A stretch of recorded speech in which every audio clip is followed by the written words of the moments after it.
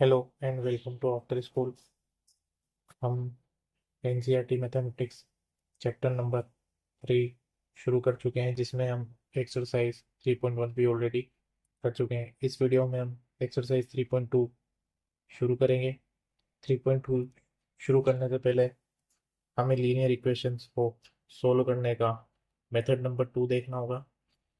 हम इससे पहले वाले वीडियोस में लीनियर इक्वेशंस के पेयर को सोल्व करने के लिए ग्राफिकल मेथड को ऑलरेडी देख चुके हैं, जिसमें हमने कुछ सॉल्यूशंस निकालने के लिए दोनों इक्वेशंस को ग्राफ पे प्लॉट किया था। सेकंड जो मेथड लीनियर इक्वेशन के पेयर को सोल्व करने का है, उसे सब्स्टिट्यूशन मेथड बोलते हैं। जैसा कि नाम से ही पता चल रहा है, सब्स्टिट्यूट किसी एक वेरिएबल को दूसरे वेरिएबल की जगह सब्स्टिट्यूट करना सब्स्टिट्यूशन मेथड कहलाता है। इस सब्स्टिट्यूशन मेथड को हम डायरेक्ट ही एग्जाम्पल के माध्यम से समझते हैं। आपकी एनसीईआरटी बुक का एग्जाम्पल नंबर 5 आपको दिया हुआ है। Solve the following question. Aftab tells his daughter 7 years ago I was 7 times as old as you were then. तो हम इसमें एक एक लाइन पढ़ते जाते हैं और उससे रिलेटेड इक्वेशंस बनाते हैं। सबसे पहले हमें दो वेरिएबल यहाँ पर अज्यूम करने पड़ेंगे। सबसे पहले let current age of Aftab. Aftab की करंट एज हम जो है लिखते हैं। आफ्ताब की करंट एज लेट से हम ए मान लेते हैं। And current age of daughter, हम डॉटर की करंट एज को डी मान लेते हैं। ये दोनों ईयर्स में होंगे। अब जैसा कि हमें क्वेश्चन स्टेटमेंट दिया हुआ है, उसको एक एक लाइन को हम पढ़ते हैं और उससे रिलेटेड इक्वेशन बनाते हैं। सबसे पहले दिया हुआ है 7 years ago I was 7 times as old as you were then. Means 7 year ago अगर हमें करना है तो आफ्टर की करंट एज में से 7 सब्ट्रैक्ट करना पड़ेगा, जिससे कि हम उसकी 7 साल पहले की एज को निकाल सकते हैं। 7 years ago I was 7 times as old as you were then. बोल रहा है कि उस समय डॉटर की जो एज थी, डॉटर की आज एज डी है, तो D-7 करेंगे तो हम डॉटर की 7 साल पहले की एज निकाल लेंगे। और उससे वो 7 times ज़्यादा था, यानी कि हम इससे 7 को मल्टीप्लाई करेंगे तो हमारी एक इक्वेशन यहाँ पर बन रही है। इसे हम सिंप्लीफाई कर लेते हैं। A-7 is equal to 7D-49। ए 7 को इधर ही रखते हैं, 49 को इधर लाते हैं और 7D को इधर ही रख देते हैं अभी। इसको हम अगर सोल्व करें तो A+42 divided by 7 is equal to P। हम इसी इक्वेशन को इस तरह से सिंप्लीफाई करके लिख चुके हैं। हम इक्वेशन नंबर 1 यहाँ पर नाम दे देते हैं। इसके बाद उसने दूसरे स्टेटमेंट में कहा है also 3 years from now. 3 years from now यानी कि present age plus 3 years। I shall be 3 times as old as you will be. तो 3 years from now, A+3 after की एज में 3 अगर हम ऐड करें और डॉटर की age as old as you will be, means future में जो 3 साल बाद डॉटर की एज होगी, अगर हम उसको 3 से यहाँ पे दिया हुआ है also 3 years I shall be 3 times as old, यानी कि 3 times हमने मल्टीप्लाई कर दिया। इसे भी हम सोल्व करके लिख लेते हैं एक बार। A+3 3D plus 3 × 3 means 9। A is equal to 3D, 3 इधर आएगा तो 9 - 3। हम डायरेक्ट इसे यहाँ पर 6 लिख देते हैं। इक्वेशन नंबर 2 है। अब मैंने इसको इस फॉर्म में लिखा है। अब हम सब्स्टिट्यूशन मेथड की हेल्प लेते हैं। सब्स्टिट्यूशन मेथड में जैसा मैंने पहले बताया कि किसी एक वेरिएबल को दूसरे वेरिएबल की फॉर्म में लिखना। अब हमने इक्वेशन नंबर वन में डी को ए की फॉर्म में लिखा है, यानी कि डी एक साइड आ रहा है और ए कंप्लीटली एक साइड आ रहा है। यानी कि हम चाहें तो डी की जगह A+42/7 को यूज़ कर सकते हैं। तो क्यों हम ऐसा किए करें, तो यहाँ पे लिखते हैं substituting value of D from 1 इन 2। तो हम इस तरह से लिखते हैं ए, या हम इक्वेशन नंबर यहाँ से आ रहे हैं 2 से, ए इज इक्वल टू 3D। अब डी की वैल्यू हमें पता है, ए प्लस 42 डिवाइडेड बाई 7 और प्लस 6। तो ऐसा का ऐसा ही ये किस तरह से आया एक और बार मैं बताता हूँ। ए एज इट इज हमने लिखा, 3 यहाँ पर आया, डी की जगह हमने ये वैल्यू पुटअप कर दी। तो ये कंप्लीट ऐसा कैसे हमने लिखा, प्लस 6 यहाँ पर एज इट इज। सोल्व करते हैं, ए इज इक्वल टू, ये 3 पूरी टर्म से मल्टीप्लाई होगा, 3A प्लस 3 × 42 और 7 नीचे, ऊपर प्लस में 6। थोड़ा और सिंप्लीफाई करते हैं, ए 3A 42 × 3, 3 × 2 = 6, 3 × 4 = 12 और एलसीएम ले रहे हैं हम इधर, तो 7 और यहाँ पर हम 1, यहाँ पर 1 है, तो 7 और 1 का एलसीएम 7 और 6 7 से मल्टीप्लाई होगा तो 42। ये जो 7 है इसे हम इस साइड ले जाते हैं, तो 7A is equal to 3A plus 126 plus 42, 6 और 2 8, 12 और 4 60। 3A को 7A की तरफ लेके आते हैं हम, तो 7A minus 3A is equal to 168। 7A minus 3 is equal to 4A is equal to 168। Means A की वैल्यू यहाँ से 168/4 जो कि आ रही है 42। मीन्स हमने यहाँ से A की वैल्यू को फाइंड कर लिया है। अब हमारे पास A की वैल्यू है, A इज इक्वल टू 42। आगे बढ़ते हैं, A की वैल्यू को जो हमने दो इक्वेशन यहाँ पर बनाई है प्रोबेबल स्टेटमेंट के फॉर्म में, किसी भी इक्वेशन में डाल के हम बचे हुए वेरिएबल की वैल्यू निकाल सकते हैं। चाहे तो हमें A यहाँ पर पुट करके इस इक्वेशन से D की वैल्यू निकालें, या चाहे तो यहाँ पर A को पुट करके D की वैल्यू निकाल सकते हैं। कोई दोनों इक्वेशन से आंसर सेम आएगा। तो मुझे इक्वेशन नंबर 2 इजी लग रही है कैलकुलेशन में, इसमें हम पुट करते हैं एक बार। तो इक्वेशन है हमारे पास में, ए is equal to 3D + 6, 3D + 6। यहाँ पर हम कर रहे हैं पुटिंग वैल्यू ऑफ ए इन 2। ए की वैल्यू हमारे पास में 42, 3D + 6। इसे आगे सोल्व करते हैं, 6 अपनी साइड चेंज करेगा, इधर आएगा, माइनस का हो जाएगा, 42 - 6 इज इक्वल टू 3D। 42 में से 6 गया, 36 is equal to 3D। 36/3 is equal to 12।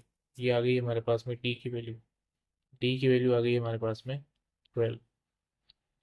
तो जैसा कि हमने पहले वेरिएबल अज्यूम किए थे, ए आफ्ताब की प्रेजेंट एज था और डी डॉटर की प्रेजेंट एज, तो हमने दोनों को निकाल लिया है। यानी कि आफ्ताब की प्रेजेंट एज आ रही है हमारे पास में 42 और डॉटर की प्रेजेंट एज आ रही है 12।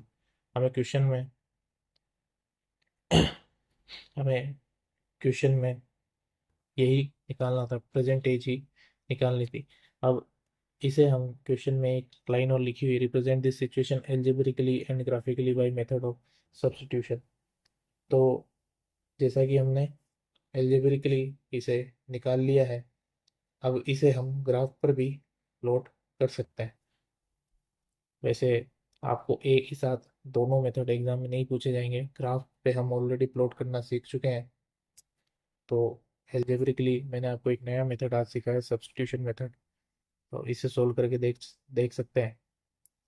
अब अगर हमें सब्स्टिट्यूशन मेथड समझ में आ गया तो हम एक्सरसाइज 3.2 इजीली कर सकते हैं। एक्सरसाइज 3.1 का क्वेश्चन नंबर 1, फर्स्ट का what.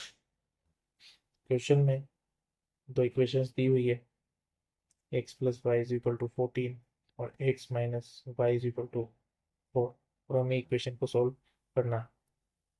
Equation number 1, equation number 2। तो हम इक्वेशन नंबर 1 को इस तरह से लिख सकते हैं, रीअरेंजिंग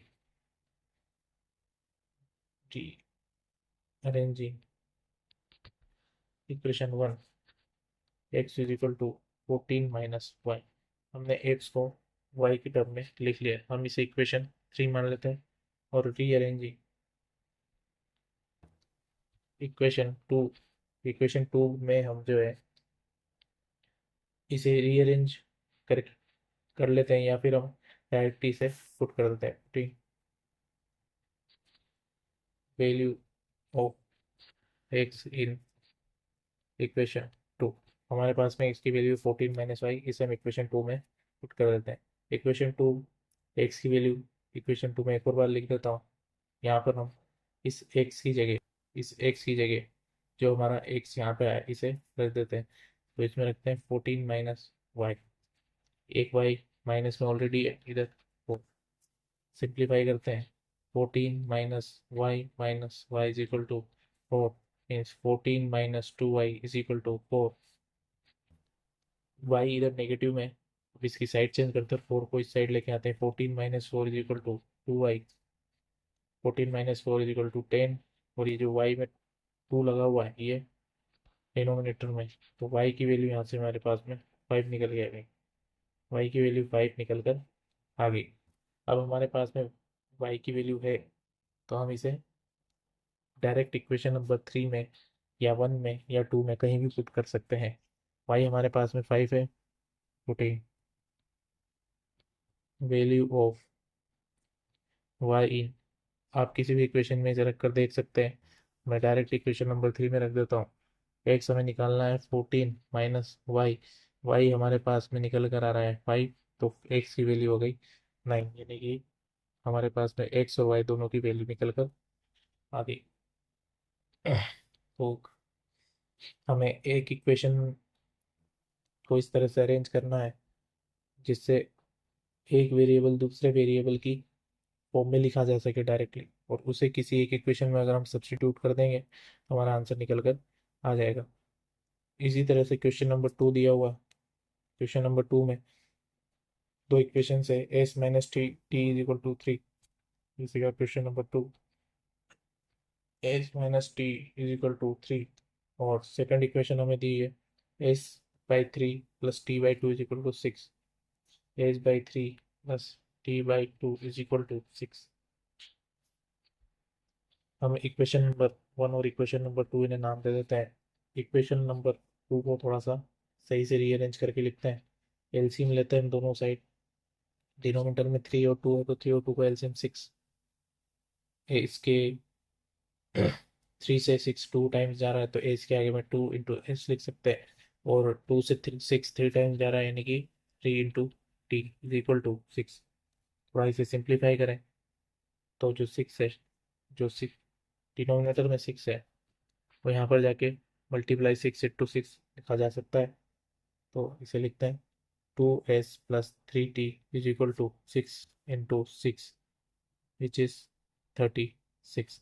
यहाँ पे हमारे पास में एक इक्वेशन जो 2 है, हमने उसे थोड़ा सा सही से रीअरेंज कर लिया है, इसे हम इक्वेशन नंबर 3 नाम दे देते हैं। जो इक्वेशन नंबर 1 है इसे हम इस तरह से लिख सकते हैं, rearranging equation 1, s is equal to 3+t, और इसे हम इक्वेशन नंबर 4 नाम दे देते हैं। यहाँ पर अब हम इक्वेशन नंबर 4 से putting value of s from equation number 4 into equation number 3, S की हमारे पास में वैल्यू है तो हम इसे डायरेक्ट इक्वेशन नंबर 3 में पुट कर देते हैं। देखते हैं कैसे।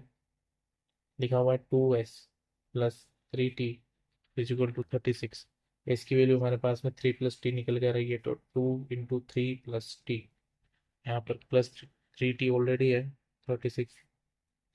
सॉल्व करते हैं, 2 3 ज़ा 6, और 2 इंटू टी इज 2t, तो इसको इस तरह से लिखते हैं 6+2t plus 3t is equal to 36। 6 को हम इस साइड लेके आते हैं तो 36 - 6, इधर 2+3t to 5t, 5t is equal to, हम यहाँ पे डायरेक्ट 30 दिख रहा है हमें, तो t की वैल्यू निकल के आ जाएगी 30/5, विच मीन्स 6, तो हमारे पास में टी की वैल्यू 6 निकल कर आ गई। इस टी को हम किसी भी इक्वेशन में डाल सकते हैं, चाहे तो हम इसे इक्वेशन 4 में डाल देते हैं और चेक करते हैं रिजल्ट क्या आ रहा है। इक्वेशन नंबर 4 में मैं टी की वैल्यू डाल रहा हूँ, तो ए इज इक्वल टू 3 + 6, तो ए की वैल्यू आ गई 9। तो ईजी है, एक इक्वेशन को रीअरेंज करके एक वेरिएबल को दूसरे वेरिएबल की फॉर्म में लिखें और उस वेरिएबल की वैल्यू वापस से किसी इक्वेशन में डाल दें, जिससे कि वो इक्वेशन एक ही वेरिएबल में हो जाए और हम उस वेरिएबल की वैल्यू निकाल लें और फिर उस वेरिएबल की वैल्यू को किसी भी इक्वेशन में डालकर दूसरी वैल्यू निकाल सकते हैं। तो क्वेश्चन नंबर 2 भी हम निकल लिया। इसके बाद में क्वेश्चन नंबर 3 और क्वेश्चन नंबर 4 हमें दिए हुए हैं। तो क्वेश्चन नंबर 3 तो इजी है, हम क्वेश्चन नंबर 3 को अभी के लिए स्किप कर सकते हैं क्योंकि इसमें कोई ज़्यादा डिफिकल्टी आपको होगी नहीं, ऐसे क्वेश्चन हम कर चुके हैं। क्वेश्चन नंबर 4 थोड़ा सा फ्रैक्शन में दे रखा है, यहाँ पर पॉइंट आ रहा है, इसलिए हम इसे एक बार करके देखते हैं। क्वेश्चन नंबर 4 करते हैं। एक बार मैं क्वेश्चन लिख लेता हूँ।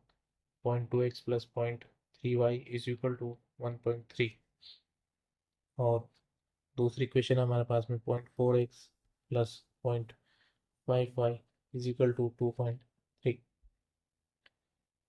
हम यहाँ पर हम देखते हैं कि इस इक्वेशन को हम, ये जो पॉइंट आ रहा है, डेसिमल आ रहा है, इसे किस तरह से हटा सकते हैं। हमने बचपन में छोटी क्लासेस में देखा था, फ्रैक्शन और डेसिमल के बीच में रिलेशन। अगर कोई नंबर इस तरह से लिखा हुआ 0.2, अगर हम इसका डेसिमल हटाना चाहते हैं तो नीचे 10 से डिवाइड कर सकते हैं और ये डेसिमल हट जाता है, यानी कि इसे हम 2/10 भी लिख सकते हैं। तो इस इक्वेशन में हम इसी तरह से लिखेंगे और ये पॉइंट यहाँ से हट जाएगा।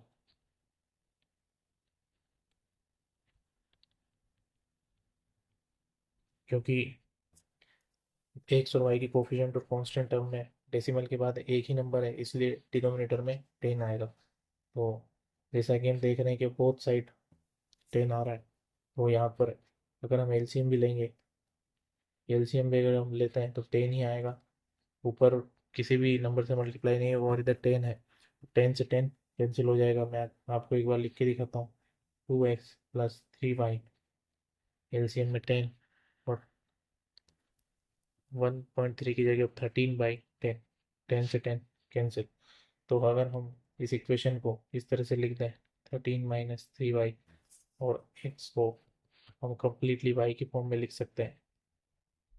ये ईजी है, सिर्फ हमें पॉइंट रो कैसे हटाना वो आना चाहिए।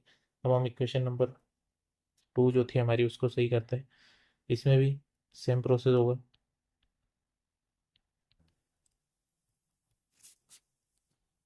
दोनों से डेसिमल हट गया 2.3, अभी 10 से डिवाइड करेंगे डेसिमल हट जाएगा। तो अब मैं ये 10 जो है बोथ साइड कट जाएगा, तो मैं इसे डायरेक्ट लिख सकता हूँ। 4x plus 5y is equal to 23। अब ये इक्वेशन नंबर 2 है, ये इक्वेशन नंबर 1 है। हम x की वैल्यू इक्वेशन नंबर 2 में डाल देते हैं। Okay, value of x from 1 into 2, तो 4 into x, x की वैल्यू 13 - 3y divided by 2 plus 5y is equal to 23। इसे सॉल्व करते हैं। 2 से 4 2 टाइम्स, अब 2 मल्टीप्लाई होगा 13 में और 3 - 3y में, तो इसे कैसे लिखेंगे। 2 into 13 is 26, 2 into -3y is -6y plus 5y is equal to 23, -6y plus 5y, -6y plus 5y minus Y यहाँ पर आएगा। इन दोनों से निकल के -y, 26 एज इट इज और 23, इस y को इधर ले जाते हैं, इस 23 को इधर लाते हैं, तो 26 - 23, और y जैसे ही राइट हैंड साइड आएगा इसका साइन पॉजिटिव हो जाएगा। 3 इज इक्वल टू वाई, यहाँ से हमने y की वैल्यू निकाल ली है। इसे हम इक्वेशन का नाम दे सकते हैं वैसे हमारे पास में y इज इक्वल टू 3 आ रहा है। पुटिंग वैल्यू ऑफ y इन किसी भी इक्वेशन में हम ये वैल्यू डाल सकते हैं। मैं इक्वेशन नंबर 1 में डाल देता हूँ। इक्वेशन 1 है हमारे पास में x is equal to 13 minus 3y/2, 13 minus 3y/2, x is equal to 13 minus 3 into 3 divided by 2, 13 minus 9 divided by 2, 4/2 is equal to 2। हमारे पास में x निकल गया ये 2। तो हमने x और y दोनों को सोल्व कर लिया है। दोनों की वैल्यूज हमारे पास में आ गई है। इसके आगे इक्वेशन डबल आ गया है। इसमें क्वेश्चन नंबर 5th और 6th जो है उनकी जगह 3 और 4 वापस से आ गए। तो मैं आपको बता देता हूँ। क्वेश्चन नंबर 4 तक हम कर चुके हैं। क्वेश्चन नंबर 5th, इनकी जगह क्वेश्चन नंबर 5th जो है, फर्स्ट का 5th क्वेश्चन है √2x plus √3y is equal to 0, √3x minus √8y is equal to 0। ये क्वेश्चन नंबर 5th है। और क्वेश्चन नंबर 6 जो है वो लिखा हुआ है 3/2x minus 5 3/2x minus 5/3y is equal to -2, और x/3 plus y/2 is equal to 13/6। तो ये दो क्वेश्चन है हमारे पास में और करने के लिए। तो सोल्व करते हैं। क्वेश्चन नंबर 5 को पहले सोल्व करते हैं। रूट जो इक्वेशन नंबर 1 है उसमें √2x, अगर मैं यहाँ से बताऊँ आपको, √2x is equal to -√3y, ये हमने लिखा। साइन चेंज हुआ। अब किसी भी x और y को किसी एक दूसरे की टर्म में लिख सकते हैं। तो हम x की वैल्यू निकाल लेते हैं यहाँ से। x is equal to -√3y divided by √2। अब हम इस equation number 1, 2, 3 putting value of x in equation number 2 में हम इसे रख देते हैं। तो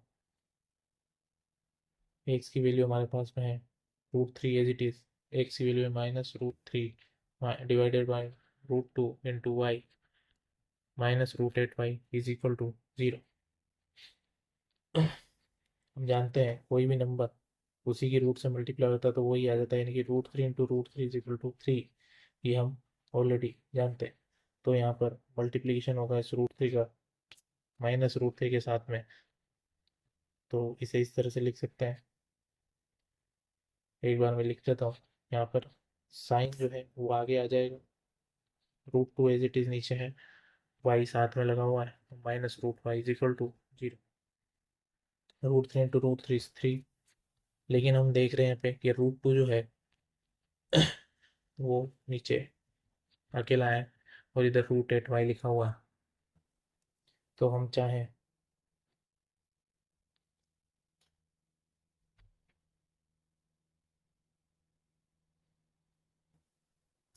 इसे इस तरह से लिख सकते हैं, -3y divided by √2 √8y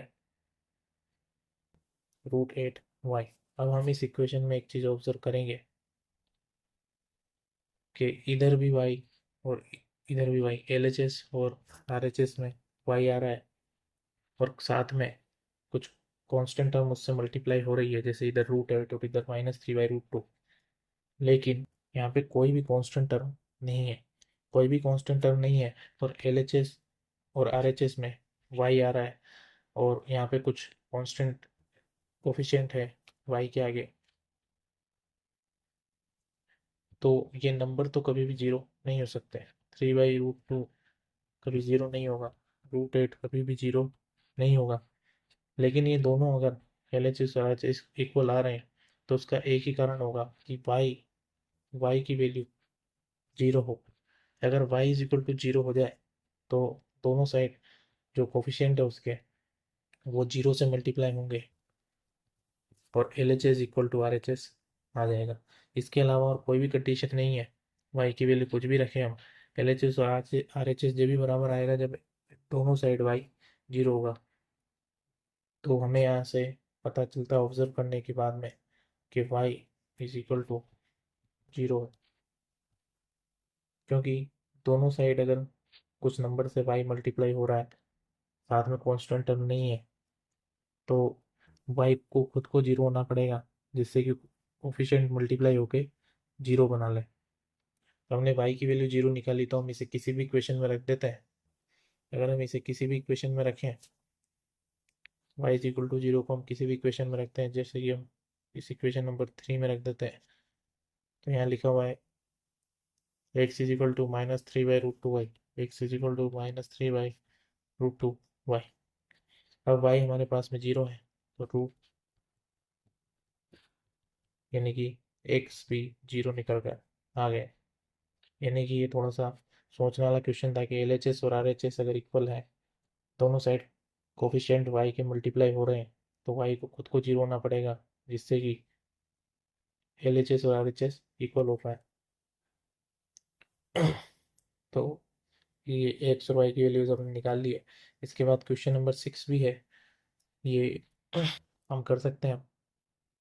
equations दी हुई हैं जिसमें डिनोमिनेटर भी दिया हुआ है। इक्वेशन 1 में 2 है, डिनोमिनेटर 3/2, एक्स का कोफिशिएंट और 5/3। हमें यहाँ पर एलसीएम लेना पड़ेगा, 2 और 3 का एलसीएम 6, और फिर ऊपर कोफिशिएंट से मल्टीप्लाई करके हम इस इक्वेशन को रीअरेंज करेंगे। सिमिलरली इक्वेशन नंबर 2 में भी इसी तरह से 3 और 2 का एलसीएम 6, और फिर से हम इसे रीअरेंज करके लिखेंगे। तो हमें वापस से जो हमारा सिंपल लीनियर इक्वेशन का फॉर्म है वो मिल जाएगा और हम इसे सोल्व कर सकते हैं। इसके बाद हम क्वेश्चन नंबर ऊपर चलते हैं। क्वेश्चन नंबर 2 में दिया हुआ है, solve 2x plus 3y is equal to 11 and 2x minus 4y is equal to -24. Hence, find value of m for which y is equal to mx plus 3। तो हमें इन दोनों इक्वेशंस को सोल्व करके यहाँ से x y निकालने होंगे। उन x और y को निकाल के हम इस इक्वेशन में डालेंगे जिससे हमें m की वैल्यू पता चल जाए। तो हमें x और y के लिए तो सोल्व करना भी आ चुका है, इसे जल्दी से कर सकते हैं। इक्वेशन नंबर 1 लिखी हुई है, इक्वेशन नंबर 2 भी हमारे पास में दी गई है। तो हम इक्वेशन नंबर 1 से x को लिख सकते हैं, तो x is equal to 11 minus 3y, और x is equal to 11 minus 3y/2। चाहे तो हम इसे 2x ही रख सकते हैं, क्योंकि हमें इक्वेशन नंबर 2 में यहाँ पर 2x दिख रहा है, जिससे कि हम 2x की वैल्यू डायरेक्ट यहाँ पर पुट कर देंगे। तो मैं इसे इक्वेशन नंबर 3 लिखता हूँ, putting value of x from 3 into 2। तो 2x की वैल्यू हमारे पास में दी हुई है, तो मैं 2x की जगह डायरेक्ट अब 11 माइनस 3y लिख सकता हूँ। -4y इज इट इज़ और -24 इज इट इज़। सोल्व करें तो ब्रैकेट को खोलते हैं, 11 minus 3y minus 4y is equal to -24। इस -24 के साथ में 11 को भेज देते हैं, तो और y को एक साथ हम लिखते हैं, तो -3y और -4y -7y -24 -11, इसे हम लिख सकते हैं -35। इधर -7y -35 डिवाइडेड बाई -7, माइनस से माइनस कैंसिल, 7 से 35 5 टाइम्स, यानी कि y की वैल्यू हमारे पास में निकल के आ गई है 5। y की वैल्यू 5 निकल कर आ गई है। अब हम y की वैल्यू 5 को किसी भी इक्वेशन में पुट कर देते हैं। इक्वेशन नंबर 1 में हम y की वैल्यू पुट कर देते हैं। इक्वेशन नंबर 1 दी हुई है जो क्वेश्चन के अकॉर्डिंग है, 2x plus 3y is equal to 11। Putting y in equation 1, 2x as it is, 3 into 5 is equal to 11, और सोल्व करते हैं आगे। 2x ये हो जाएगा 15। इस 15 को मैं जब RHS में भेजूंगा तो नेगेटिव में हो जाएगा 11 minus 15 2x is equal to -4, यानी कि x is equal to -4/2 which is -2। तो x की वैल्यू हमारे पास में -2 निकल कर आ गई है। y की वैल्यू 5 हम ऑलरेडी निकाल चुके हैं। अब हमें इक्वेशन दी हुई है क्वेश्चन में y is equal to mx plus 3, y is equal to mx plus 3। तो मैं यहाँ पर लिखता हूँ उस इक्वेशन को, y is equal to mx plus 3। y हमारे पास में 5 है, m हमें निकालना है, x की जगह हमारे पास में -2 है प्लस 3, 3 इधर आएगा LHS में 5 माइनस 3, और -2 जब m से मल्टीप्लाई होगा तो -2 है, 2 is equal to -2m which means m is equal to -1। तो हमारे पास में m की वैल्यू -1 आ चुकी है। हमें m की ही वैल्यू क्वेश्चन में निकालनी थी। तो हमने इस एक्सरसाइज नंबर 3.2 के आज फर्स्ट और सेकंड क्वेश्चन किए हैं। हम अगले वीडियो में बाकी की एक्सरसाइज पूरी करेंगे, और सब्स्टिट्यूशन मेथड से ही हम ये एक्सरसाइज सोल्व कर रहे हैं। आप चाहें तो इन्हें ग्राफिकली भी सोल्व कर सकते हैं।